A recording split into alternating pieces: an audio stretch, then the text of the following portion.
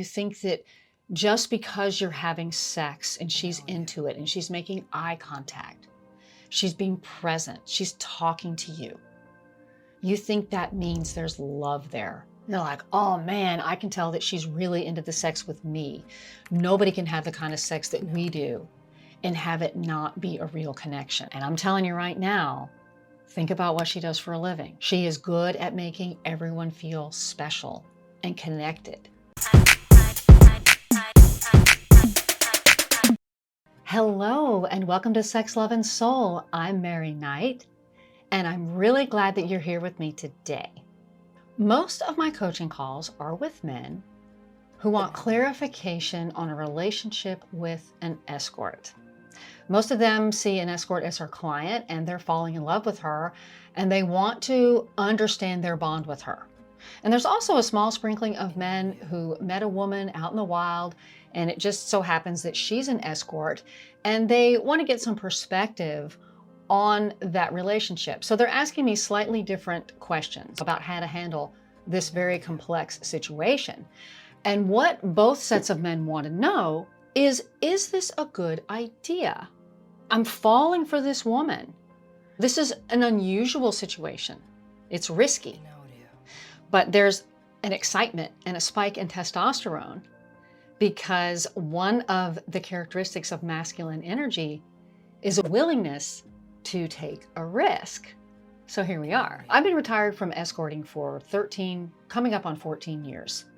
But back when I was working as an escort, one of the most difficult things was trying to transition a client into a boyfriend. When you're an escort, you have all these different places where you keep your relationships. You have your family, your friends, your kids. Those relationships are based on openness, heart connections.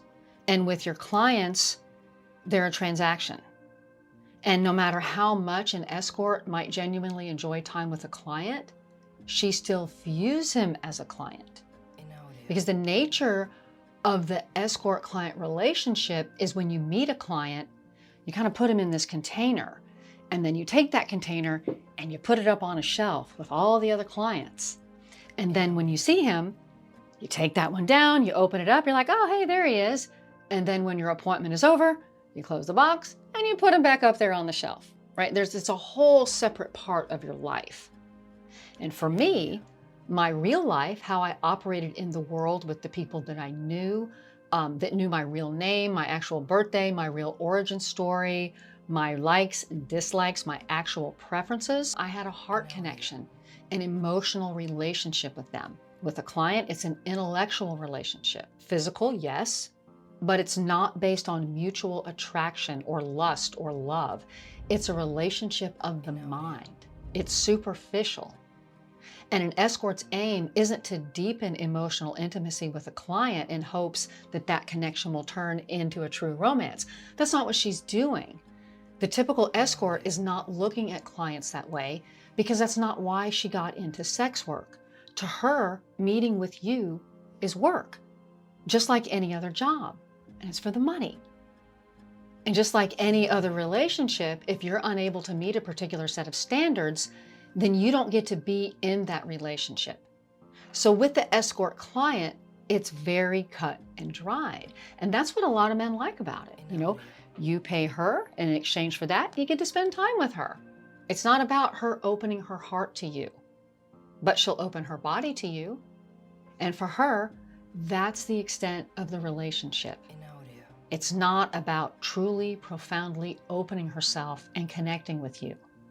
Again, it's a superficial relationship, just like casual dating or friends with benefits.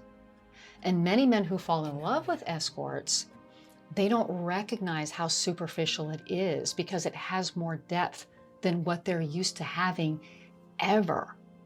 They're married to women who don't want them sexually, who want their money and don't mind having them around in small doses.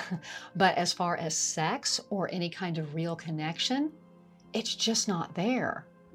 And in my experience, men who see escorts are hurting. They're wounded in some way because no man in the history of seeing escorts has ever been like, hey, everything's going great in my life. I know I'm going to risk everything because I'm going to go out and spend a bunch of money and I'm going to have sex with some strange woman who isn't my wife just for kicks. That's not how that works. No matter what you've seen on made-for-TV movies or those stupid bachelor party movies and all that kind of crap, that's not how that works. And so when an escort is giving a client attention, including compassion, looking him in the eye, really listening to him, giving him her full attention, treating him like he matters, and having sex with him, that's how men can easily fall in love with her, even though they're paying her. And it's easy for clients to get the lines blurred because they're often projecting their own loneliness, their own isolation, and need for a loving connection onto her. When coaching men, I hear so many of you say, oh, she must be so lonely. I just want to be her friend. I want to be the person in her life that she can really open up to and really talk to and trust. I want her to know that I'm not like the other clients. I actually care about her. I want to show her that. I want her to tell her how special and amazing and worthy of love that she is. You know, nice guy stuff. Wanting to rescue, wanting to caretake.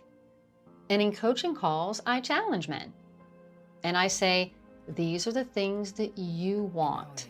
You're projecting all of this onto her because she's the only one that you have like this in your life.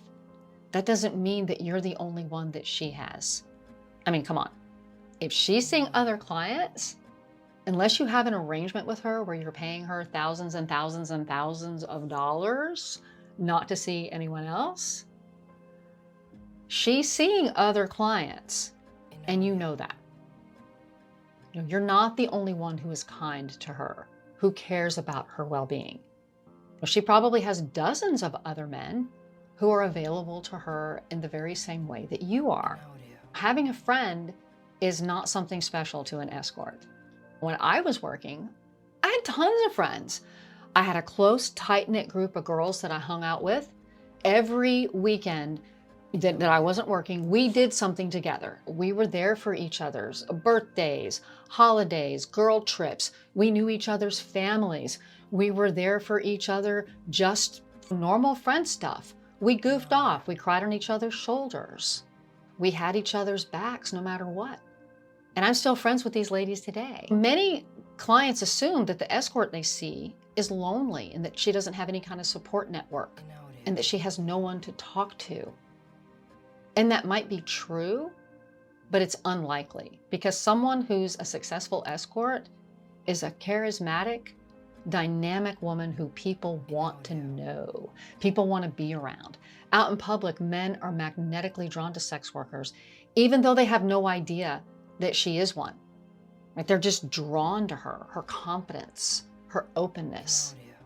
And so I always caution men about this because I don't want to give anybody false hope about actually being able to transition from client to boyfriend, to have a real relationship with an escort that you're seeing. But it is possible. It's difficult in part because an escort values every client she sees. And every escort that I know tries to keep her client list as small as possible. That's how I was. I wanted to have a tight, focused list because you don't want to have a client list of 50 people because you don't want to have sex with that many people. But all clients don't want to have sex. Some clients aren't interested in penetration or even having any kind of sexual touching. They're really interested in the companionship and the social aspects of having appointments. Some are pure fetishists who might want to watch you smoke a cigarette in sunglasses or walk up and down this grand staircase in their home with some specially fitted red vinyl pants that they bought you. Different things that they want to do. But to go back to what I was saying, so once a sex worker finds a group of men that she can tolerate spending time with, she doesn't want to do anything to jeopardize that. And you don't want to have too many clients, not just because of having sex with all these people, but there's also a lot of energy that goes into being an escort. You want to be on top of your game. You don't want to get worn out energetically with a bunch of people who are super boring, they talk too much, they're negative, they get all emotional with you because you want to be available and energetic and present when you're with each one of your clients. And the idea is to not have this revolving door situation. Okay, but all right, so let's say that you have fallen in love with a woman. The reason I brought all that up is because if you want to be with her, but you can't afford to retire her, she can't just quit. Maybe she's working towards a degree. She's got a year and a half or another couple of semesters of school before she gets a job. Or she's really close to getting her real estate license. It's amazing how many sex workers go into real estate. I mean, that was true in Houston 20 years ago. I don't know if that's still the case, but I always thought that it was kind of funny because I knew so many retired sex workers that would go into real estate. And I guess that's why there's so many hot real estate agents in Houston. I don't know. I don't know if it's still like that. But, you know, sales is sales, right? Okay. But if you can't retire her and she's so close to achieving something, you can't ask her to quit. I mean, you could, but then you might create this financial burden on her, some financial hardship that will probably just lead her to resent you. And then she'll just go back into the business, you know, back to her original plan. Because most women that I know who are sex workers aren't there because, oh, hey, this is fun. Let me sleep with a bunch of random strangers for money. No, it's a means to an end. Most women who are successful have a goal. They have an end date to doing all this stuff. And for many escorts, the reason they stayed in the business was because of money. That's why I stayed in way longer than I wanted to, because I couldn't get my financial shit together. And then when I finally did and I was able to quit, man, I couldn't quit fast enough. So if you can't retire her and you can't ask her to quit, for you to transition from client to boyfriend, she has to find another client to replace you. And in my career as an escort that spanned about a decade and a half, like I was a sex worker of all kinds. I wasn't just an escort. I was also a stripper, a private dancer, a dominatrix, a madam, you know, all these different kinds of things in that field. But during that decade and a half, there were 3 clients who got it, who actually understood that when we were together, and when we weren't, we weren't. I'll back up to clarify. I had these 3 clients who became friends. I would still see them as clients. They weren't trying to date me. I just loved hanging out with those guys because we could have real conversations about what it was like for him to be a client, and he would talk to me about all the other women that he saw, and I could talk to him about what it was like to be an escort. Even after I retired, if we were in the same city, we would meet up for lunch. And it was fun because we actually became real friends. They weren't trying to sleep with me off the clock or any of that. It wasn't about that. It was a real friendship. And it was really nice. And it was very rare because most men can't handle that true friends with benefits situation. And even some men who are married and they fall in love with an escort, and then they want to date her and not pay her, and they try to pressure her into this emotional connection. And that's not fair. It's not fair to you and it's not fair to her. But I'll talk about that in a sec. Because I'm bringing all this up because many of you want this freewheeling, fun, kind of superficial relationship. And then when you get it, you start to have feelings for this woman, and then you fall in love with her. And then you start to hate that she's having sex with other men for money. And it's not that you think that she cares about the other people, but it's like you want to be that special someone. And if you're thinking like that, don't keep seeing her. You have to get your mind right around that. Don't do that to her and don't do that to you. Because if you can take the relationship for what it is, like what I was talking about, having a real friend as an escort, she'll go hang out with you. She'll go shopping. She'll go to dinner. You can go to events together, just friend stuff, just regular everyday stuff, because you've become friends. And you can do that, but only if you don't do things like tell her that you love her and that you wish it could be more. You're going to ruin your relationship. And then she's not going to want to see you anymore at all, not even as a client. Because if you can keep all of this in perspective, then you can be her friend and you can have a very cool, fun, fulfilling friendship with this really interesting woman. And so for those of you who have never been a client and you don't plan to be a client and you're dating a woman, I'm going to create a separate video about that, because that involves a lot of other dynamics that I actually know about, because I have dated men who were never clients, had never seen an escort before, and we just happened to meet. That's very interesting. I also have dated clients. I was able to transition a client into a boyfriend. It is possible. I know it sounds like I'm doing a lot of naysaying on here. And it's, as I said earlier, it's because I don't want to give you false hope, because it takes a very special kind of man to handle the fact that the woman that he has feelings for is having sex with other men for money. Even though he's a client, was a client, he understands the deal. Once he started to have feelings for me, then it became complicated, because then it was kind of like this wanting me to retire, but not feeling like he had the right to ask me to retire, because that's what I was doing when I met him.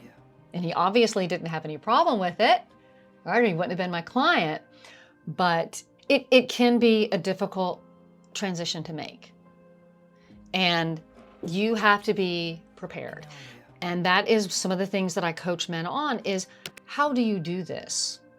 How do you transition from being a client to being her boyfriend? You know, how do you do that? I can help you.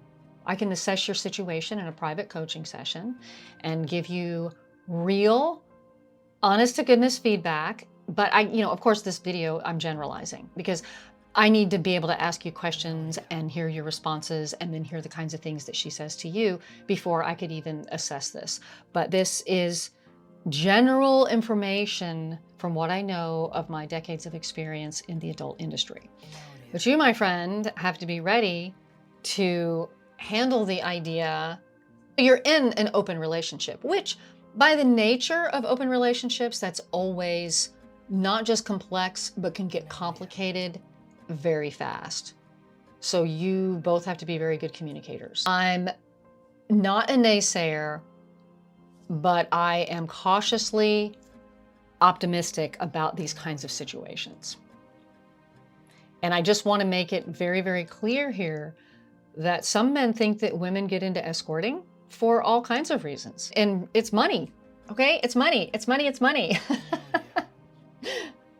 Okay, anyway, any lasting, healthy romantic partnership includes communicating what you want and what you need from the relationship. And when you want to date an escort, you can't sit in silence in love with this woman who you know has sex with other men all month long, and you're just another man in her roster, right? If you can't deal with that, then leave her alone. You know, don't do that to yourself. Don't do that to her. And I want to emphasize this. I cannot tell you how many times I had this conversation, or how many times I listened to my friends recount this very same conversation that they had with clients, is when a man's getting lovey-dovey with you and you tell him, hey, we didn't meet on eHarmony. You responded to my ad offering my services for a fee. And you're telling me that you love me may seem sweet, but it undermines the basis of our whole relationship. I can't continue to see you if you want to tell me that you love me and you ask me if I love you. That's not what this is about. You have to be careful, because if you want to keep seeing her and you tell her that you love her and she doesn't love you back, you're going to get all butthurt. And then she'll get to a point where it's emotionally draining to be with you. You could be a man who's a decent client, but who wants more from her than she wants to give. Part of what's happening is, with a lot of guys, you're so inexperienced that you think that just because you're having sex and she's into it and she's making eye contact, she's being present, she's talking to you, you think that means there's love there. And they're like, oh man, I can tell that she's really into the sex with me. Nobody can have the kind of sex that we do and have it not be a real connection. And I'm telling you right now, think about what she does for a living. She is good at making everyone feel special and connected because she's in the moment with you for that moment. So if you can enjoy it for what it is, you're going to have a wonderful time. And I'm not saying that you can't at some point have a real relationship with her, but it's unlikely. Not just because of her, but because of you too. It's a difficult situation to manage, but for the right man who has the right skills, who knows what he wants and is capable of maintaining emotional balance, because you're in an open relationship. If you can do that, then yeah, you've got a real shot at having a really fantastic partner in your life. And then maybe one day when she does retire, or if you can retire her when she moves on to her next career, then yeah, you might have a really incredible, amazing relationship with her. It can happen. It's just unlikely because of the way that so many men approach escorts. And one of the things that nice guys will do is they will try to kind of wife a sex worker. She's not a sex worker because she's looking for a husband. She's a sex worker because it's a job. It's a means to an end. She's getting paid. That's what's up. Does every sex worker that I've ever known want to retire? Yes. But I know that if you're talking about young women right now, that's a whole different mindset. With women who become sex workers now, it's so different because back when I started in 1998, it was so different. It was very underground. It was very secret. The internet wasn't the thing it is now. It was dark and shady. It was certainly not out in the open. And certainly people weren't coming out and going, hey, everybody, guess what I do? That was not a thing. Some women now, some sex workers say, I'll never retire because it's so socially acceptable. And they know they'll find a man who has money that will be okay with all of that. Okay, so I could go off in a bunch of different directions with this, but I won't. I have a lot to say about all this, but I have said enough for today. And I'm going to continue talking about what if you meet a woman out in the wild and she's an escort. Is that really a good idea to date a woman like that? Someone who is actively working as a sex worker. And then I'll also, in that same video, I'll talk about what it's like to date a retired sex worker. Like what it was like for me when I transitioned out of sex work. And then I thought, oh, okay, I'm ready for love. How do I do this? It was a thing. It was not easy. As I mentioned, I am available for private one-on-one coaching. You can find out about that, sexloveandsoulcoaching.com, where we can talk about your very specific circumstances of your situation with a sex worker. Because yeah, I can make these generalizations here on this channel, but there are exceptions to everything. So you may just be able to pull it off, right? And I can assess your situation for you and give you some clear-cut, step-by-step methods on how to make this happen for you and for her. And also, I have a book, How to Turn Nice into Your Sexy Superpower, so that you can break away from these nice guy traps. And I'm not saying that you can't woo an escort. You can, if you know how.